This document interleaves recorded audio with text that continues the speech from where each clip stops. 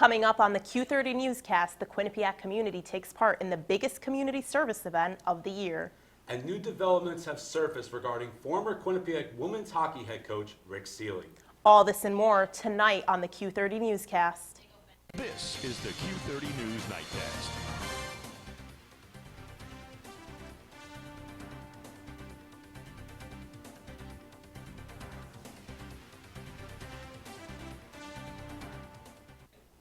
Good evening, Quinnipiac, and welcome to the Q30 Newscast sponsored by Joya Spa and Salon. I'm Tom Albanese. And I'm Ayah Galal. New abuse allegations have surfaced against Rick Seeley less than a week after the former Quinnipiac women's hockey coach resigned. Q30 Sports spoke to several former Clarkson University women's hockey players who say Seeley abused them verbally, mentally, and physically when he was their head coach more than 10 years ago. A father of one of the players compiled examples of abuse his daughter and her teammates are allegedly exposed to. The list includes excessive cursing, punching locker room walls, and grabbing players by their jerseys while yelling at them, and was sent to Clarkson's president in early 2004. David Bill says he was told that the university would notify him of its review of Seeley, but he has yet to hear anything 11 years later. Bill's daughter, Courtney, described to Q30 Sports some of her experiences playing for Seeley during the 2003-2004 season.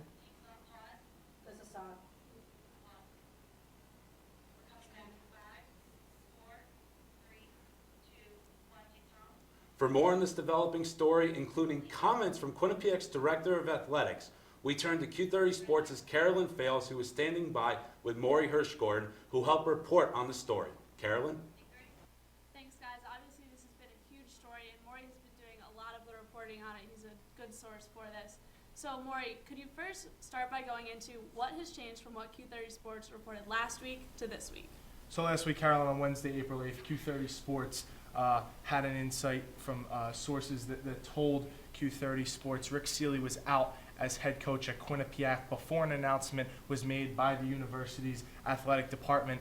The next day, Quinnipiac Athletics came out and released a statement that said Rick Seeley resigned from the university. Jack McDonald, the athletic director, wished him well and thanked him for his service for 7 years. And Carolyn, this comes after a tremendous season. 26 wins this Quinnipiac Bobcats team had this year. They made their first NCAA tournament game a loss at Harvard, and all these allegations came after that game when Rick Seeley allegedly forcibly grabbed one of his players on the bench in the game. Okay, so then what do we got this week? So this week, Q30 Sports spoke with former Clarkson players about the incidences, specifically Courtney Bills, Jillian Staley, Kaylin O'Hara, and David Bills, Courtney's father, and they all said instances of kicking helmets, punching chalkboards, using the F word like it was the word the, skating them till they puked when they would lose games. Carolyn, between you and I, definitely unacceptable. All right, so now what did QBSN report today? That's the Quinnipiac Bobcats Sports Network. They got comment from athletic director Jack McDonald. So Jack McDonald basically said, obviously, if we knew it was going to be alleged, then the hiring just wouldn't have happened.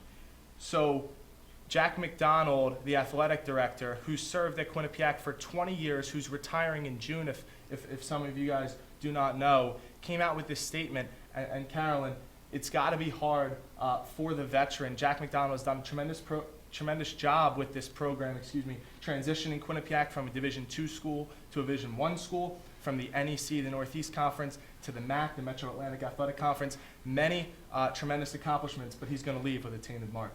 Okay, so now both of these teams had great seasons before Seeley resigned. Talk about that. As I mentioned, 26 wins this season for the Quinnipiac Bobcats, their most in school history, a 4-win improvement from last year's 22. And when Rick Seeley resigned from Clarkson earlier in the decade, they had 24 wins, which was the most to date then, a 6-win improvement from 18 wins to 24. Not often do you get a coach who resigns after the best season in program history in 2 different universities. Okay, thank you, Morey. Back to you guys at the desk. Thank you, Carolyn and Morey. Stay with Q30 News on Twitter at Q30 News and online at Q30television.com for more on this story. Higher temperatures at Quinnipiac are leading students to go outside and have some fun on the quad. but a new problem led to an email from a Quinnipiac administrator to the student body. Q30 News' Brenna Oricoli has why Quinnipiac students are being asked to clean up. As temperatures rise after a rough winter, students are flocking to the quad to tan, toss around a football, and do homework. On the quad, I hang out with my friends, try to catch some rays. It's nice to get out of the dorm. It's beautiful weather. It's awesome out here. Usually, I like to play soccer and throw a little football on the quad. But when I got that email, it really hurt my feelings. Made me not want to come out here, but I see all my fellow students having a good time, so I want to come join them. Many students are taking advantage of the warm weather by laying out on the quad. However, it appears that some students are disrespecting the campus by leaving their trash behind. On Monday, students received an email from Executive Vice President and Provost of Quinnipiac, Mark Thompson. The email stated, "The disrespectful act I'm referring to is leaving trash behind after enjoying time on the quad and other areas of campus." I think that we should clean it up, because why would we want to be on a quad that's all dirty? So I think that, keeping it in the state that it is in is probably the best thing to do. However, other students disagreed with the content of the email. I think the email was a little harsh because there's no trash cans anywhere on this quad, so it's hard for kids to get up and throw away their trash if they're hanging out with their friends, and sometimes the wind will blow the trash away. With warm weather approaching and students spending more time outdoors, Mark Thompson urges students to be mindful of facilities for the remainder of the semester. I'm Brenna Oricoli, Q30 News. A new student government initiative is feeding students during the late hours of the weekend. The freshman student government cabinet kicked off the new tradition of having food trucks on campus every Friday and Saturday night this past weekend. The trucks will be parked in South Lot every weekend from 9 p.m. until 2 a.m. The goal of the trucks is to offer students a wider variety of food after the CAF closes. This past Saturday, more than 1,000 Quinnipiac students took part in the big event for a day of volunteering. The big event is the largest day of community service on campus and had over 192 teams participating. The teams worked on 30 sites across Hamden, North Haven, New Haven, Orange, and Seymour. This is the 6th year Quinnipiac has taken part in the big event. Students preparing to graduate gathered in the piazza this weekend to pick up some symbolic items. Nicole Kessler was there to see how students were feeling about the annual Commencement Fair. With graduation day fast approaching, students were lining up to pick up their alumni cards and cap and gown. The Quinnipiac Alumni Association hosted the annual Commencement Fair on Tuesday in the Piazza for all graduates. For many, the fair is part of the final stretch of their college career and a reminder of what is to come. The real world, I don't know if I'm ready for it. It's coming either way, so got to do the best I can to get prepared in a short amount of time. Students attending the event could buy a class ring and pick up yearbooks and graduation pictures. Assistant Vice President of Student Affairs Carolyn Fales has been a part of the process for 16 years and says graduation is one of the best days of the year. Seeing the excitement in the families and the students' faces and getting to just be a small part of that with them is really exciting. With only a few weeks left, one student gave a piece of advice to her fellow graduates. Just try to, soak up everything you can the last few weeks of school. I mean, this will be the last time you'll be with your college friends for the last few weeks. Nicole Kessler, Q30 News. Relay for Life is holding a luminaria ceremony tonight on the pathway of the quad as a mini relay event. The event helps remember lives that were lost and those who have fought a battle against cancer. Luminaria bags are also being sold at the event, along with t-shirts being sold in the Student Center. The 2015 Relay for Life event will be on September 11th. And the Quinnipiac Greek organizations held one of its biggest spring events, Greek End, for 4 straight days this past weekend. The last event was a lip sync competition that took place at the TD Bank Sports Center. Groups of students sang and performed routines for their sorority or fraternity. The final results had Kappa Delta and Fiji come in first place, followed by Pi Kappa and Pi Phi in second, and Chi Omega, in third.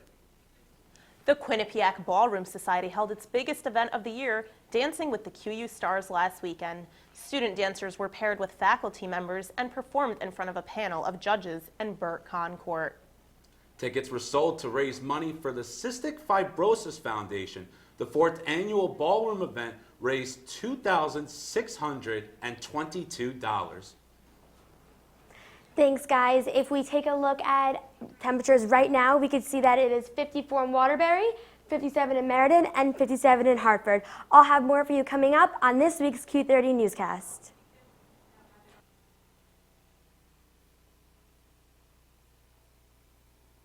Are forcing some people to change their transportation methods and potentially improve their health. Plus, tensions between Quinnipiac and the town of Hamden continue to rise as another town hall meeting takes place. The Q30 Newscast is presented by Joya Spa and Salon. For more information, visit www.joyadayspa.com. Welcome to A Sheer Sensation, North Haven's premier cosmetology service, located at 140 Washington Avenue, minutes from Hamden. We offer an array of services, from basic cuts and colors to lash extensions and formaldehyde-free keratin treatments. We also provide hair chalk and styling for men. When you spend $60, your Q card will get you 10% off. Call us at 203-239-6477 to make your next appointment at A Sheer Sensation.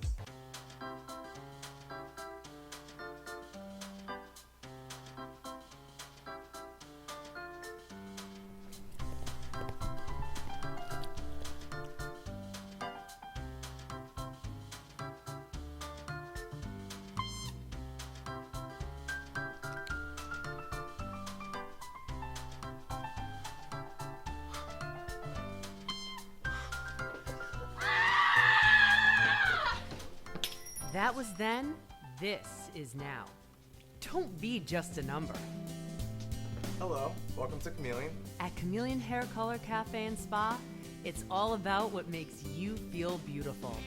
Their professional team is dedicated to helping you reach your customized beauty goals from your head to your toes. Chameleon Hair Color Cafe and Spa, where it's all about what makes you feel beautiful. Okay, so highlights for this week look pretty solid. Men's hockey versus Yale, men's basketball Iona. Got some pretty nice graphics too, some OTSs, full screens. Yeah, and I was also thinking for a feature idea, we could do something about head coach Graham Technical from the men's ice hockey squad with the new year and new players. Yes, that definitely sounds good. Yeah. Yeah. Wait a minute. Where's Mike? What's up, guys? Sorry I'm late. What are you doing? What? Freshman. The Hamden Police Department opened the Mount Carmel substation today on Whitney Avenue. The substation is located in the historic Lockkeeper's House. The police department hopes the substation will help increase presence in the area. Chief of Police Thomas Wydra says the Hamden Bicycle Unit will be very active at this substation because it sits right next to the Farmington Canal Trail. This is the town's second substation opening in less than 2 months. Gas prices have been fluctuating for the past few years, and so have waistlines. Could there be a connection? Sammy Moore investigated how high gas prices can actually benefit both your wallet and your health. Between the years 2008 and 2015, the gas prices have been fluctuating. In a recent chart put out by the U.S. Energy Information Agency, the average retail gasoline price is about $2.20. However, Connecticut's recent price of gas was $2.43. This high price of gas has caused some to start walking or riding their bike to work. According to the Journal of Policy Analysis and Management, this is called the substitution effect. Tanner Bergdorf, a hostess at Maya's Sushi restaurant in New Haven, often participates in the substitution effect. The hostess explains that he chooses to ride his bike most days to work to help him save money. It's a huge savings, and it's also a way to, cut costs. The New Haven man not only finds it beneficial to his wallet, but to his overall health. It helps me stay more fit, I believe in introducing random moments of exercise like biking, so I definitely think it contributes to general health. Bergdorf, like the many others who choose to ride a bike or walk to work, is not only helping decrease his chances of obesity, but improve his cardiovascular health. According to Harry Lewis, a health and fitness expert at Planet Fitness in Hamden, there are many benefits to this physical fitness approach. Vascular fitness is beneficial for everyone. It promotes systolic and diastolic pressure, and cardiovascular system, which is the heart. Walking is beneficial because it helps boost the immune system. It helps release endorphins, and it also is just a good thing to do. So it doesn't make you feel go into depression. Experts suggest exercising 3 to 5 times a week for at least 30 minutes to stay healthy. By walking or riding a bike to work, you are meeting these requirements. I'm Sammy Moore, Q30 News. Hampton officials are extending a ban on new student housing permits for 6 more months following a meeting on Tuesday night. The decision comes as town officials continue to battle with Quinnipiac over off-campus housing for students. Commission members say housing permits in Hampton have increased 350% in the last 10 years, with more than 900 students living off campus. The commission extended the permit ban to allow more time to update zoning regulations. Based on the final vote, Quinnipiac is also required to file its 5-year master plan for senior housing, for student housing. And now, Tom, another candidate is announcing her intention of running for president in the 2016 elections. And the current president makes a major political decision regarding Cuba. Q30 News' Anna Sackel has the latest national news. Anna? Thanks, guys. President Barack Obama has decided to take Cuba off the national terror list. His decision was announced Tuesday after his meeting with Cuban President Raul Castro. In a message to Congress, Obama says that it has been determined that Cuba has not supported international terrorism in the past 6 months and is positive they will not continue to support it in the future. The announcement is seen as a major step in restoring a relationship with Cuba and possibly reopening embassies in the country. A sentencing hearing in Atlanta on Tuesday ended in 8 teachers getting jail time for cheating. 11 teachers were accused of changing students' answers on standardized tests. The teachers were charged with racketeering along with other minor charges. The scandal is believed to have started in 2005 and was led mostly by 3 teachers who recruited the others. Those 3 teachers were given 7 years in prison and 13 years probation. 2 of the 11 teachers accepted plea deals and 1 was acquitted. And Hillary Clinton has officially announced she is running for president. She released a campaign video on Sunday saying, "Everyday Americans need a champion, and I want to be that champion." Clinton has already started her campaign trail, traveling to Iowa to gain support. Clinton is the first major Democratic candidate to officially join the race. Other major players include Republicans Ted Cruz, Rand Paul, and Marco Rubio. That's it for your national news. I'm Anna Sackel. Now back to the desk. Thank you very much, Anna. Coming up on the Q30 Newscast, Alexa Farrell has the latest on what musician is expecting a baby. Plus, the sun is finally shining on campus. Q30's Nicole Kessler is here with the latest weather forecast. Yeah, did you guys notice how many bobcats were on the quad today? Because of the beautiful weather. Yeah. Very beautiful weather outside, indeed. Yeah, they were playing football and throwing frisbees. It was pretty nice change. I'll have more for you coming up on this week's Q30 Newscast.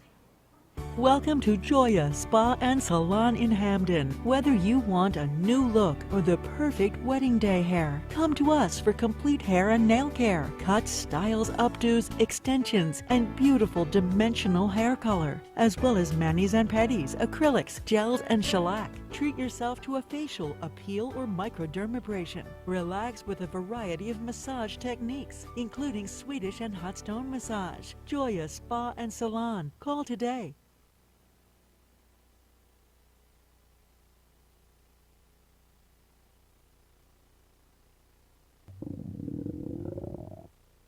I could really go for a Ray and Mike's sub right now. Come to Ray and Mike's and try our Philly chicken and cheese for just over $4. Giant cheesesteak subs and mouth-watering boar's head sandwiches for as low as $4.75. Q Cash accepted just a mile down the road on Whitney, here at Ray and Mike's. Looking for debate and analysis of your favorite Quinnipiac sports? Attacking and pressing. I mean, Right, and it's not and what they're doing isn't working. But unfortunately, they couldn't finish the Colgate game, so I think definitely those are the keys that the Bobcats need to watch. Had guys that can take the ball in the latter stages of the second half. I think those Even are with limited minutes. In the MAC, they play the run and gun style. Q30's and QBSN's Bobcat Breakdown brings all that to you and more.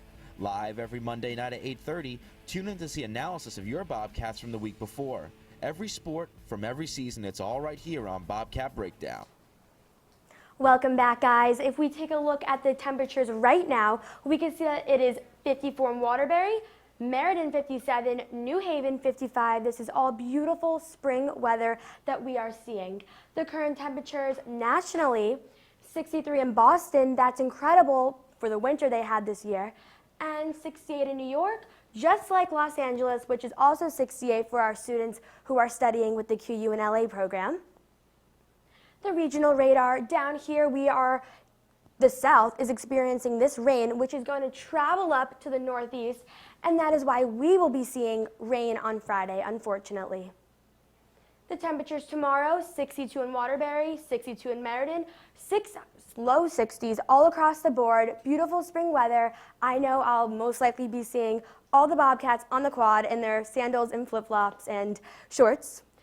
And tonight's forecast is 38, so kids, when you're coming back from the library, 38 degrees, partly cloudy, wind north at 8 miles per hour.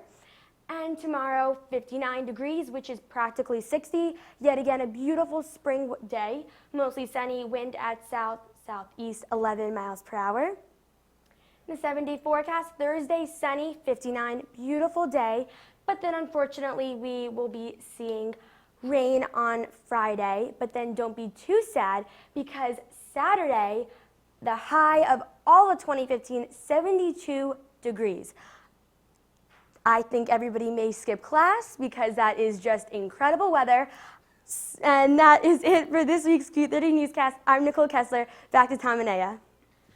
Thank you, Nicole. Now, one Hollywood star is now seeking treatment for an illness. And a well-known singer is becoming a father. Alexa Farrell has the latest entertainment news. Alexa? Thanks, guys. Rita Wilson has announced that she has breast cancer. The wife of Tom Hanks underwent a double mastectomy and is thanking her friends, family, and doctor for their support. She is expected to make a full recovery because of getting a second opinion and excellent care from her doctors. Fans have been wishing her well through Facebook and are thankful she's being so open about her disease. And Madonna is not afraid to show PDA on the Coachella stage. After she finished singing Human Nature, she went over to Drake and started making out with him. Drake did not look pleased after the sign of affection. Drake followed the performance by clarifying his reaction on Instagram, saying he would forever be grateful to make out with the Queen. This isn't the first time Madonna publicly made out with a fellow performer. She also kissed Britney and Christina. And at the age of 65, Billy Joel is becoming a dad again. Joel's girlfriend, Alexa Roderick, is expecting a child this summer. The couple is keeping details on the pregnancy quiet. Joel and Roderick have been together since 2009. Roderick is 33 years old, only a few years older than Joel's daughter, Alexa Ray, who is 29. Now back to you guys at the desk. Still ahead on the Q30 Newscast, Carolyn Fales recaps a weekend of spring sports. And America comes together to commemorate a special anniversary today. Stay with us. We'll be right back. Welcome to Joya Spa and Salon in Hamden. Whether you want a new look or the perfect wedding day hair, come to us for complete hair and nail care, cuts, styles, updos, extensions, and beautiful dimensional hair color, as well as manis and pedis, acrylics, gels, and shellac. Treat yourself to a facial, a peel, or microdermabrasion. Relax with a variety of massage techniques, including Swedish and hot stone massage. Joya Spa and Salon. Call today.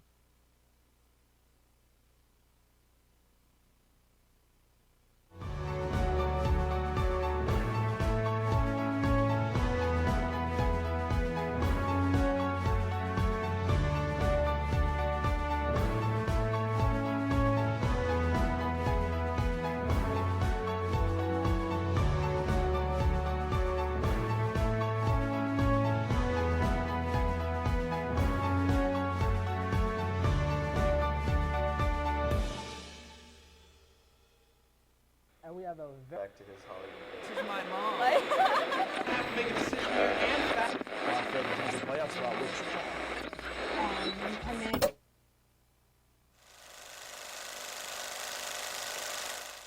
Q30 Newscast is presented by Joya Spa and Salon. For more information, visit www.joyadayspa.com. Welcome back to the Q30 Newscast. Both the baseball and tennis squads continue their successful seasons. Carolyn Fales is here with the latest Quinnipiac athletic news. Thanks, guys. Spring sports are finally starting to get some home games in as the weather has turned, as Nicole was talking about. The baseball team took on Hartford on Tuesday. The Bobcats defeated the Hawks 8-5. Vin Gleddy hit his 4th home run of the season, which would also be the 200th hit of his career. The baseball team also won on Wednesday with a score of 5-1. Gleddy tacked on his 5th home run of the season during that game. They are currently 8-4 in conference and 15-17 overall. The women's lacrosse team faced off against Niagara on Saturday. The Bobcats had a close lead of 7-6 after the first half against the Purple Eagles, but Niagara would pull away in the second half as goaltender Sam Tilt struggled to stop the strong offensive play of the Purple Eagles. The MAC loss drops the Bobcats' conference record to 1-5. And both the men's and women's tennis teams remain undefeated in conference play.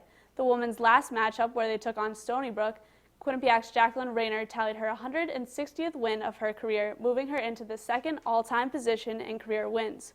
Rayner was also named the MAC Women's Player of the Week for the 3rd time. And after losing both games against Fairfield on Tuesday, the women's softball team took on Holy Cross for another doubleheader on Wednesday. The Bobcats came out swinging in the first game with a commanding 10-1 win. Kalani Finley led the charge with a 2-for-2 performance, including a 2-run home run. But the tables turned in the second game as Holy Cross came away with a 9-1 win. That's all I have for sports. I'm Carolyn Fales. Back to you guys. Thank you very much, Carolyn. You know, believe it or not, today actually marks 2 years since the Boston Marathon bombings forced the nation to witness tragedy in one of America's oldest cities. That's right, and Bostonians gathered with Mayor Marty Walsh today to remember the 3 people killed in the attacks. The MIT officers shot and killed later that week, and to honor the more than 200 people who were injured during the bombings. Walsh unveiled a pair of banners with a heart at the ceremony, and people across the country joined in a moment of silence to honor the victims. Family members of those killed in the attack also threw out the first pitch at the Boston Red Sox game. And that was just like such an amazing moment, especially for those family members to be on the field and throw out that first pitch. Such a great moment. Yeah. And that will wrap up this week's edition of the Q30 Newscast. Stay connected with our entire news team by liking us on Facebook and following us on Twitter at Q30 News. And be on the lookout for this week's Q30 News Weekly Digest, which airs on Friday. Thank you for watching. Good night, everybody.